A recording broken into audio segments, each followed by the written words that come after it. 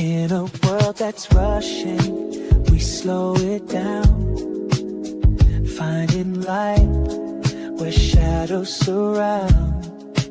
Heart to heart, where the truth is told. We rise together, stories unfold. The road is within. If you don't go within, you go without. Every voice, every heart, it's what we're about. Together we rise, hand in hand, soul to soul. Warm, safe, and love, and making each other. Hello. Woo! And we are in welcome. the happy mode today. Welcome. Yes, we are. We are the dynamic duo, mother-daughter. And I am Coach Rochelle. I'm Coach Alisha Schwartz. And today on the Enlightened View series, we have some great guests. Some really fabulous people coming on. Yes, we do. And today's topic, the rules we were given. Oh my God. God knows we were given lots of rules. How many hours do you have? Not a lot. Okay. So you go, girl. You got a lot. You got a lot. I have so many rules. Because you're so much older. So I you know. This was really something. I know. But really what came to me was I saw my mother became very subservient to my ex-husband, like my mother was. So what was that the rule? rule was you have to service your man. So that's what I did. And, you know, because they always say that food is to your heart, to your like medicine? Yeah, something like that. So anyhow, and then you weren't allowed to talk about your feelings either. So feelings. So that was a no. Don't talk about it. No, it was always under the Hide carpet. the feelings.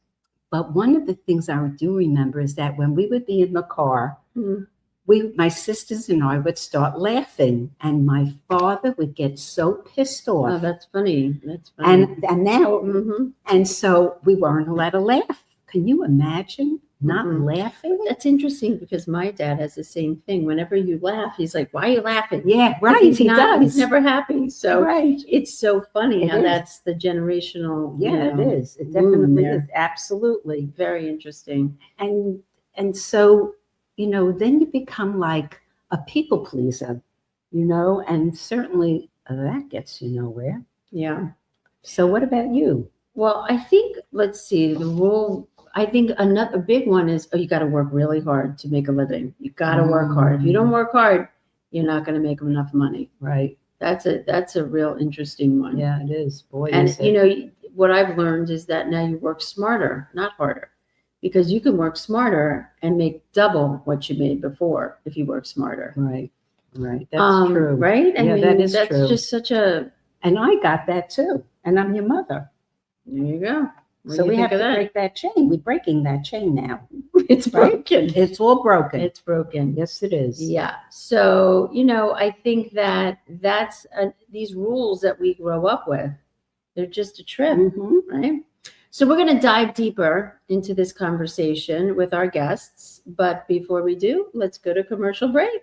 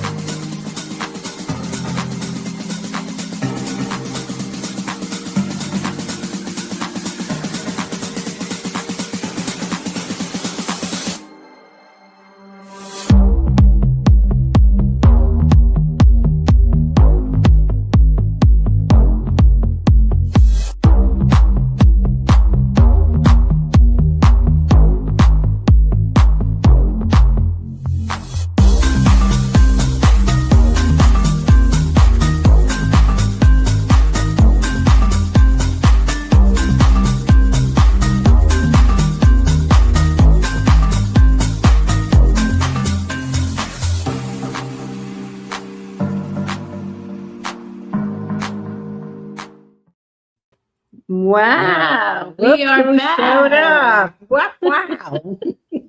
She's in it today. She's in the joy mode. Gotta love it. Well, Yes. let's welcome our beautiful guests, and let's have each one of you just say, who you are and, what you do real quick, and then we'll dive into this The amazing question. conversation. So who wants to go first? All right, you want me to go? Sure. Yeah, go ahead. All right. I'm Judy Romanoff, better known professionally as Coach Judy.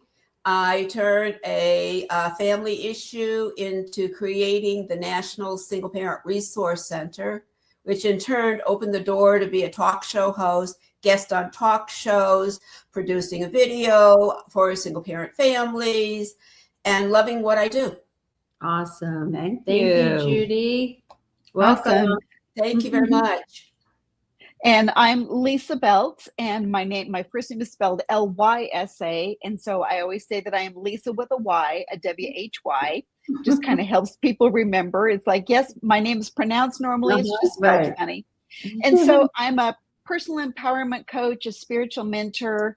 I describe myself as a purpose midwife.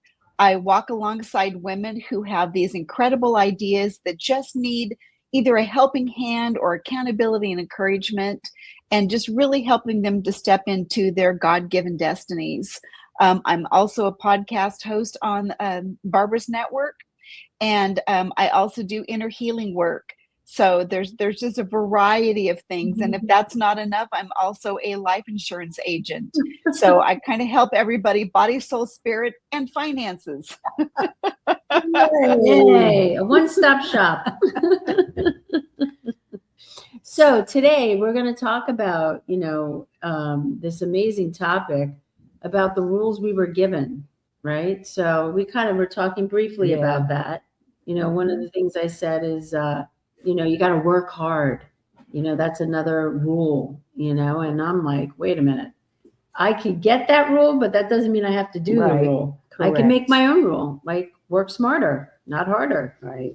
So go ahead. And then also one of them is that children, and it's so interesting. Children are to be seen and not heard. Once I heard my voice, I haven't shut up. So it's like, really, it's true.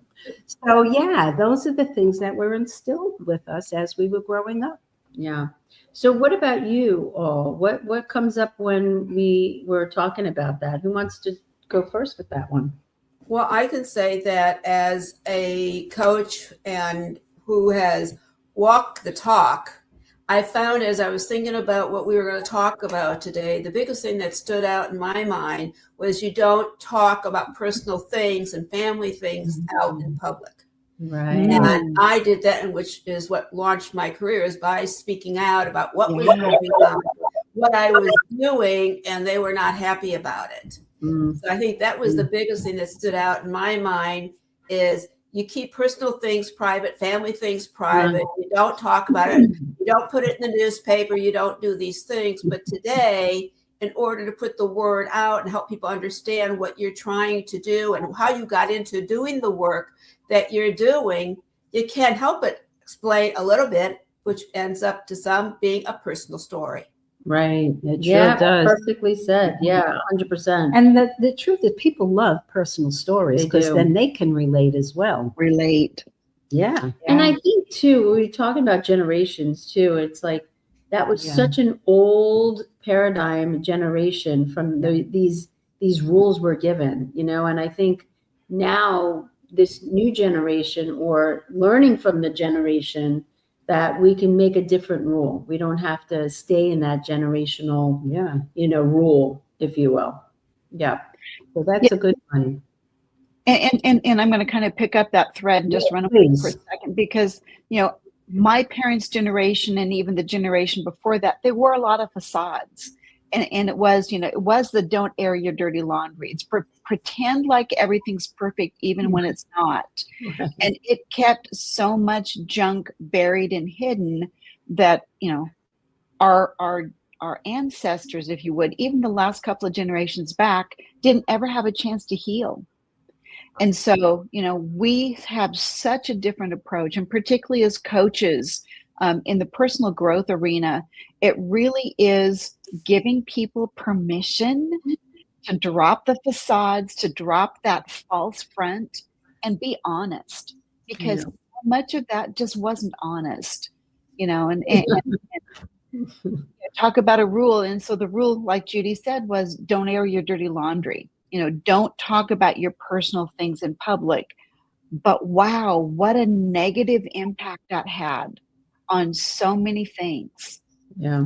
Well, I think it ended up taking away our ability to develop self-esteem, because we were caught into you don't express. Well, if you don't express, how do you hear and learn from others and grow from it? Yeah. Yeah. That's really true. It's really true. We can't really and one of the other put the oxygen mask on first and take care of our own personal self-care. How are we going to do that? It's so opposite of what we were learning. So when we were growing the up, thing is, how did you break the chain? You personally. And again, that's a really interesting question. And so I spent 40 years in corporate America, and over the last 10 years, I started this personal growth journey. And so it's just been in the last 10 years that I've broken that. And so it is finally acknowledging that I deserve space. Yeah. I get to claim my life as valuable and worthy, and I'm worth the energy and using my voice and standing up for those things. And so it's not being selfish. In my coaching, I talk about the difference between self-love and love of self. And again, talk about another rule is, don't be arrogant, don't be prideful, all of those kinds of things. Don't be selfish. Right. Don't be selfish. Exactly. But so there is the arrogance and the pride that comes with love of self, but self-love is essential. Yeah. And we were not taught that. I look at my mom and how selflessly she lived her life. I mean, she is one of my heroes, but there was very little self-care. It was not a concept that even existed, I don't think. I almost feel like, when they say, the generation before us, I almost feel like the generation before us, even before you, but before me, they had to have those rules for things to evolve, for us to get a different perspective and reality. Like, that's good. Wait a minute, we don't have to follow that. We're breaking that generational pattern, if you will. And I think that they did the legwork for that. They took the pain of that. Absolutely.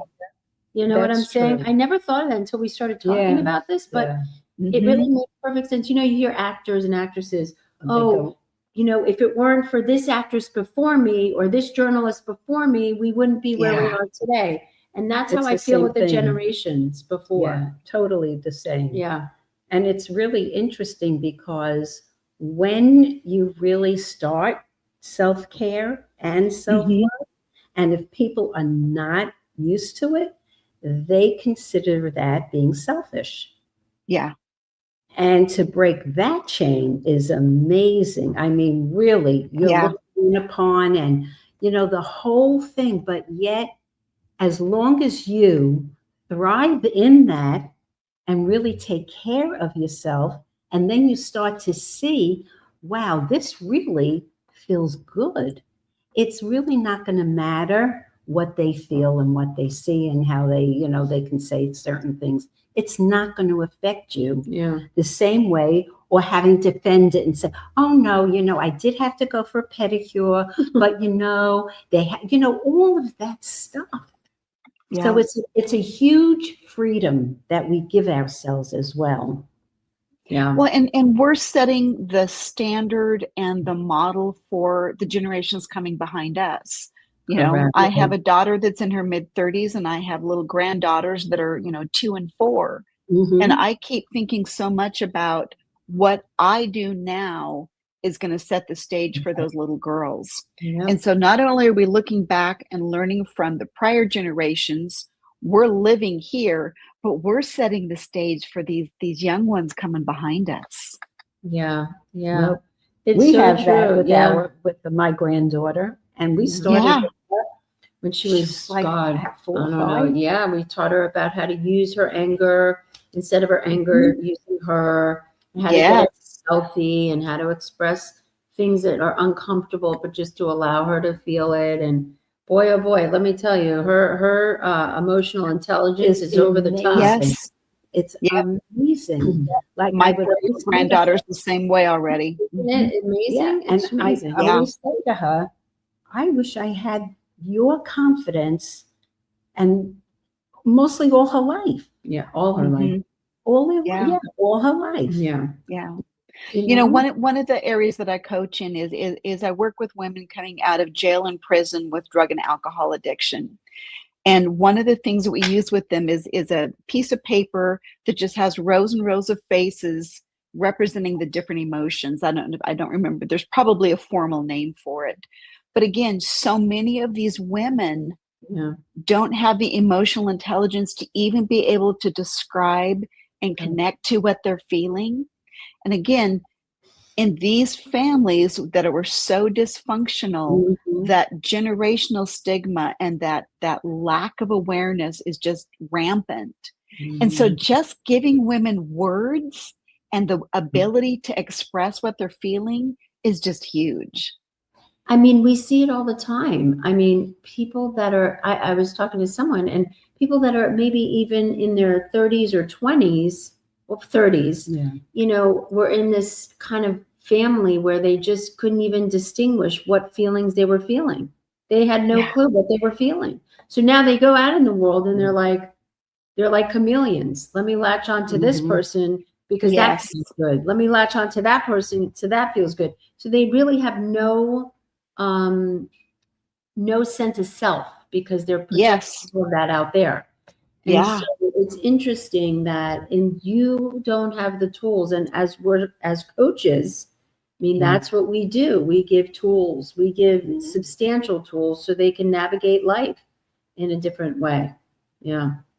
That's really good. It is so powerful. Yeah. And, you know, so many times you could say to somebody that always searches outside, and just for that quick moment, they get this sense of something feels different or something feels good. But then when that person or a situation leaves, they're back to themselves. So it always comes back, I think, to an awareness, number one. But I love having people touch their heart. It opens up something that is the most beautiful, beautiful gift that you can give them. Yeah. And the emotions just start to come out. Yeah. We're lucky. We're lucky. We're the lucky ones in life, I say. I really do. So let me ask you, Lysa, is there any other life rule you were taught or growing up that no longer serves you today that you can think of? Yeah, and it's the same one that you mentioned. It's the work hard. And it's like, I don't think the words were ever spoken, but if you're not giving 110%, you're slapping. Right? So and so, you know, I spent 40 years. What else would be a belief? Well, not to talk about anybody, even though that's really a good one. Don't talk about anyone. Right. It's not okay to share about anybody else. And that came in my family, that when somebody gets divorced or someone dies, nobody ever knows. Nobody knows. They don't want to let you know, and they don't want to talk about it. I think there's a lot of shame. A lot of shame. A lot of shame back in those generations. Yeah, totally a lot of shame. And I didn't get that until I coached my mother at 84. Wow. And I got to see all that connection to the shame that she felt and how she could not move forward. No matter what. It did get to a point where it was kind of too hard for her. So we just kind of stopped it. But I mean, some wonderful things. Yeah, we really did. And she was open, and she was a very free-spirited woman for her times. Yes. Amazing. So, yeah, she really was. I know where she came from. It's interesting you should say that, because I look at my mom and it's like, did I really know her? Who really was she? Because everything was so, as you said, private.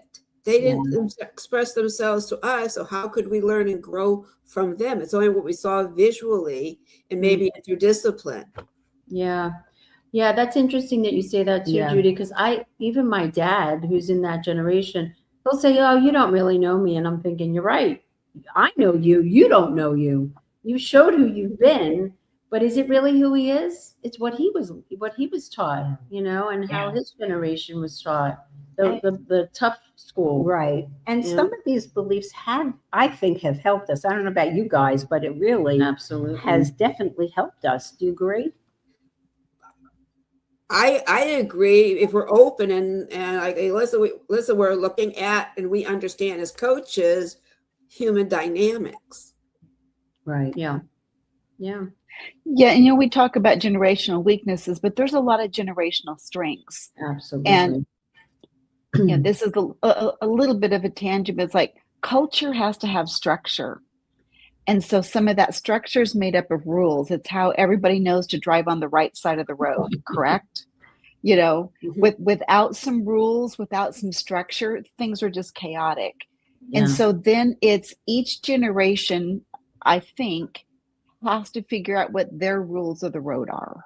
Yeah. Do you guys agree with that? Yeah, I think that's a great point, because there are fundamental rules. Like the fundamentals, like, well, in order to cross the street, you might want to stop and look at the sign before you go, or else you get hit by a car. Right. There are fundamental rules that are essential to living a safer life. Yeah. Yes, that's true. How we navigate through those different things in our life really comes into the rules we decide we want to make for ourselves at work. Yeah. To say that the other generations and the rules don't work, you learn from it. So was it bad? No. Was it wrong? Absolutely not. You learn something valuable from it. I know I did. But I also think it's the growth that we have achieved being boomers on my end, and seeing the transition of the different generations from that standpoint. It's like different. It's like, even like of my field being with divorce and single parent families, I'll never forget one of our students parents were getting a divorce, and it became that they made an announcement in the classroom at school to let people know that they were getting a divorce, but wasn't like talking to her, and you almost like, she must be different then. So I think that whole picture has changed today. Oh yeah. I think divorce today is rampant. I mean, there's no shame involved in it. Right. Not anymore. Yeah. It's almost like the mores of then and now. Yeah. What were you going to say, Lysa? That things evolve, right? And sometimes there's just this truly a decision to change a rule, but I think more often than not, it's an evolution rather than a decision. I agree. I do too. It is, and it can be a positive or a negative. Absolutely. Yeah. And you could talk about everyone's talking about AI and how it's good and how it's not. It's like anything else. You use it for what you need, and then you throw away the rest. That's not, you use it for the good, not for all the other stuff. And unfortunately, that's always going to happen with technology. You're always going to have limitations or structures for kids and things that are not appropriate. I mean, I think that's evolution, right? Yeah, it is. Yep. It is. Yeah. Yeah, you can go back to the invention of the car, right? Right. People that were in the horse and buggy era, the transition from horse and buggy to motorized vehicle, those things are awful. They're terrible. They're going to kill somebody. Yeah. It's how you use it. Now there's cars that are flying. Yeah. Did you know that? There's cars now that they're flying. I know. It's just crazy. Yeah, it is. So but the Amish still use horse and buggy. Yeah, they are. For them, the Amish. And they're very good at natural remedies. Yes, they are. Yeah. They really are. Yeah. So it's Yeah, boy, talk about some rules, right? yeah, You know, boy, oh boy. and again, there's strengths and negatives. There's strengths and Yes. positives. I think that's with everything, though. If you really look at the different situations, you can find really both. But it's like, where does your mind go? Are you a person who thinks from a positive standpoint, or is your mind always going to the negatives or the bad rather than the good and what can come out of it? Yeah, Yes. And that's like the neural pathways of the brain. in the brain. Just changing Just those neural changing that. pathways that you've been Yeah. taught. That you're comfortable to change it and to Right. really reprogram. Because Your that's your brain. old story. And, Yeah. and it's so interesting this particular time with the neural pathways and what the scientists are really showing and proving about it. Yep. Definitely. But I also want to say that for people, like, I know from myself and my experiences, who I was 40 years ago is not the person I am 10 years later after that. Yeah. And it's like, well, it's a process. I mean, you just don't change overnight. It's learning and adapting and accepting and trying them out till they become second nature to you. Yeah, 100%. I just think that's the level of having patience with Yes. yourself and just really, it's a process. This It is. It's Earth all a School is process. one big process. Yeah, it's true. And the other thing is, how do you navigate, now that you have all this information, how do you navigate with people like in families that have no clue? skills or tools. Yeah. It's tolerance. Tolerance. That's a good one. What about you, Lisa? What do you see with that? Compassion, a lot of compassion, particularly for older, the older generations that just don't think the way we think, and their brains are a little more set. It's harder for them to accept and embrace new things. Yes, and It's embrace true. anything you have to say. So, basically it's true. It really is. Both my sisters, that's it. They have never worked on themselves. So I come in and it's like, balls to the wall. Here she is again. And she'll share her wisdom Yes, and have compassion at the yes, I same do. time. I does. do. You I do. definitely do. Okay. So we, ladies, are going to just take another quick commercial break, and then we will be back. Yay.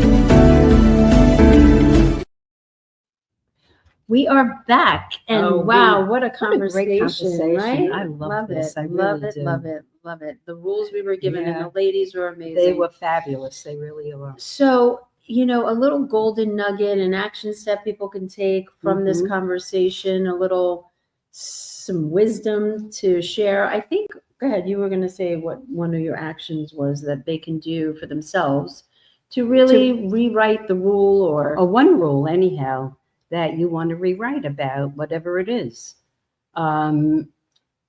What could it be? Like you don't have a voice. So I am now speaking up and I'm going to test it out and see how it feels. But I'll write it and I'll test it with somebody that I feel safe with. Yeah. and start using that muscle, to strengthen it. And what do you have? Well, I think journaling is always good. Always. I always go to journaling too, because I think it's important to just maybe write those rules that you were given, write them out. What are those rules that you were given that are still keeping you possibly stuck in the past of that same old story and not being able to do things differently? Because I think knowing that you can change the rules, it is a choice, it is an awareness. And once you write out what those rules were, then you can just put next to it, my new rule is I'm going to be freer in the way that I share my communication instead of keeping it private and holding shame around it. I think that's important too. Okay. I like my way better, but that's okay. That's the Two way I ways think. to go. Yeah. Doesn't I matter would just either take way. one rule and just write out the most positive thing that you can write about that particular rule. And I think that is huge. I really do. Yeah. So- And I think possibly, maybe you can look in the mirror and start just mirroring your new rule. Well, say it to yourself. Mirror and Say it out loud to Yeah. the mirror. My new rule is Yeah. I'm open and free. I'm going to share freely, and just keep doing that. Keep allowing yourself to feel it. Put your hand on your chest so you start to feel the emotion and allow it to just move through you. Yeah. So I think that's really good. our golden nugget Yeah. for today. But just stay tuned because we are going to be back and on track with another Enlightened View series. So until then, We love you. We thank you. We honor you. and Mwah. bye for now. Bye.